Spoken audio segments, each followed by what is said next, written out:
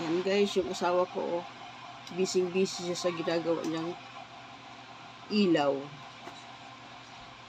Chargeable siya yan. Yan. Bibinta daw niya yan. Eh. Yan. Sana quality yan, asawa ko. Pwede yan sa brown out. Ayan. Pambinta niya daw yan, guys. Yan, oh, asawa ko. Di-off niya kasi ngayon, kaya gumagawa siya ng mga ilaw niya.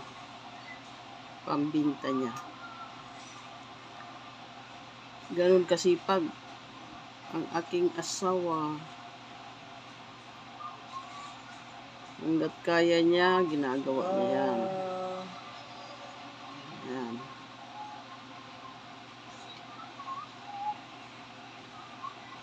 Yan. Salamat sa panonood. Bye.